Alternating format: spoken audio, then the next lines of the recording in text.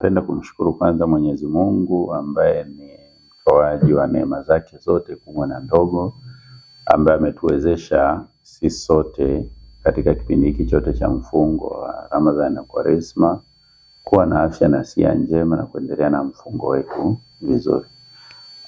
Katika muktadha huu wa leo ningependa kuongelea swala la ardhi. Tumekuwa na migogoro mingi sana ya ardhi ndani ya wilaya yetu ya Manyoni, na migogoro hii inasababishwa na watu wachache. Hawa ni watu ambao hawataki kufuata na kuzingatia sheria za nchi. Tunajua kabisa utaratibu uliowekwa katika eneo la Manyoni, mamlaka ya mji mdogo, idara ya ardhi ndo inayotakiwa kuhakiki na kujiridhisha kwamba uuzaji na ununuzi wa ardhi unafanywa na watu ambao ni stahiki.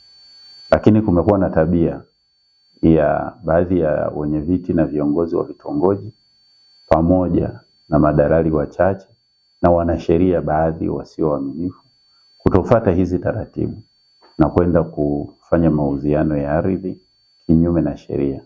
Matokeo yake wamekuwa wakitengeneza migogoro mingi katika jamii yetu, kitu ambacho kinaleta usumbufu katika uongozi na kinakula muda wa serikali bila sababu ya msingi. Sasa naomba nitoe utaratibu tu ambao utasaidia kwa wananchi ili waweze kujua ni kwa namna gani unaweza kufanya hizi biashara za mauziano au makubaliano ya ardhi.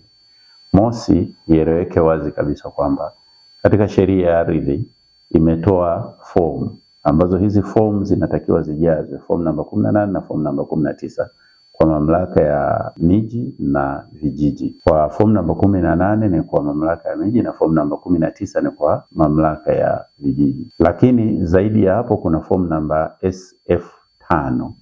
Hii ni fomu ambayo inatakiwa ijazwe ikiainisha vizuri. Na mamlaka zilizowekwa pale katika kusaini hizi fomu, kwa mamlaka ya miji ni idara ya ardhi na kwa vijiji ni serikali za vijiji, zinatakiwa kuidhinisha kwamba kuhuisha kwamba hili eneo kweli anatoa tamko kwamba ni la kwake, kweli ni la kwake, kwa sababu wale ndio wanajua mipaka.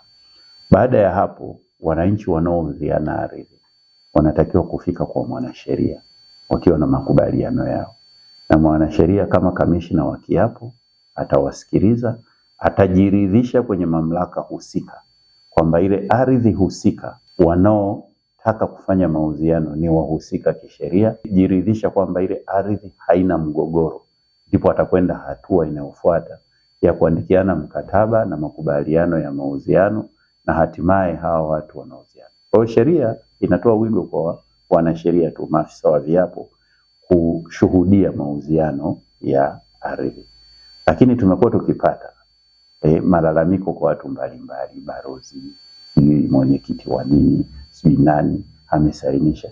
Na hii inakwenda mpaka hata watu wenye uelewa, wengine ni wasomi kabisa, wengine ni maafisa wa vyombo mbalimbali wa makampuni mbalimbali, wenye uelewa hawazingatii huu utaratibu, na wao wanajikuta wanaingia kwenye migogoro. Kwa hiyo unajikuta ofisi za umma zinatumia muda mwingi wa uzalishaji wa umma kujadili vitu ambavyo vingelikuwa vimemalizwa kwa kufuata utaratibu na kanuni zilizowekwa na sheria. Kwa hiyo natoa angalizo kwa wananchi wote wa Manyoni, kama umenunua ardhi kinyume cha utaratibu huu nilioutaja, narudia tena, kama umenunua ardhi kinyume cha utaratibu huu nilioutaja, aidha umeshiriki kutapeli, umeshiriki katika rushwa au umetapeliwa. Kwa wananchi, utaratibu wa kununua walioko ndani ya mamlaka ya mji mdogo, ukitaka kununua ardhi lazima upite ofisi za ardhi, na kamishna wa kiapo anapotaka kushuhudia manunuzi yenu lazima apate clearance, apate taarifa mahususi kutoka idara ya ardhi kwamba hilo eneo ni sahihi kwa wananchi kuuziana. Kwa wale wanaojishughulisha na biashara ya ardhi ndani ya wilaya ya Manyoni, aidha unanunua au unauza, kama hujafuata huu taratibu, ukiingia kwenye ofisi ya mkuu wa wilaya, solution yangu ni rahisi tu kwamba hilo eneo bado liko kwa mmiliki wa awali, kwa maafisa wa viapo. Nimeshapokea hapa hati zimeandikwa, zimegongwa mihuri ya wanasheria. Sina uhakika kama ni wanasheria wenyewe ndio wamegonga au kuna watu wameiba mihuri yenu au kuna watu wamechonga mihuri.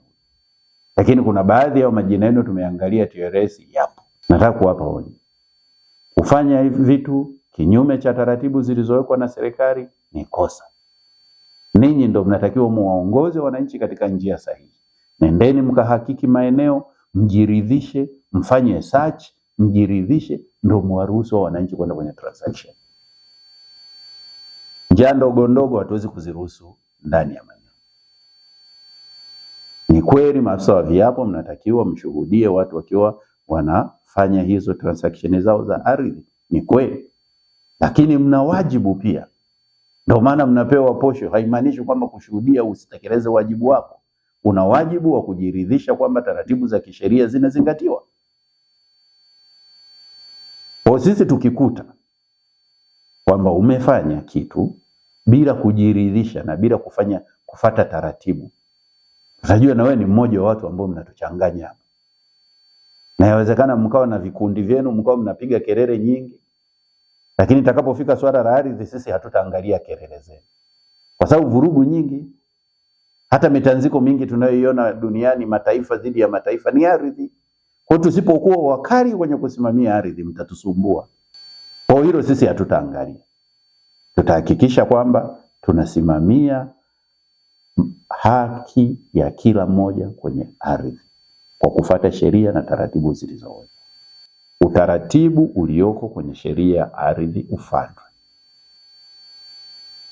Nimepokea watu wengi hapa, kila unayemsikiliza katapeliwa tu, hamna utaratibu wote uliofuata. Utakachokifanya mimi narudisha umiliki wa ile ardhi kwa mtu wa awali. Atakayethibitika ndio likuwa la kwake, akakuuzia wewe. Kama ukufuata utaratibu namrudishia shamba lake. Muanze mchakato upya. Mtakabidhiana tu mtakapokuwa mmemaliza mchakato wa kisheria. Nje ya hapo maana yake ile ardhi itakuwa kwa yule aliyekuwa akitumia awali. Tumeweka sheria ili tuweze kuishi katika nchi yetu kwa umoja, kwa pamoja. Na hata ninyi wanunuzi ukifika sehemu, basi ongea na wenyeji. Ujue basi pale pamekaaje. Haimaanishi tu kwamba wewe una hela zako, kwamba kwa sababu una hela unanunua, kwa sababu amekuja hapa huko na wakili mnauziana ardhi hotelini, mnatawanyika. Hamjawahi kufika site, hamjui pakoje, haujui majirani ni akina nani. Unanunua shamba hata jirani yako humjui. Matokeo yake inaanza migogoro ya mipaka. Na ndio maana serikali ikaweka hiyo form namba SF5 ili kuhakikisha kwamba kazi mnayoifanya, manunuzi mnayofanya, kuna watu watawajibika baadaye.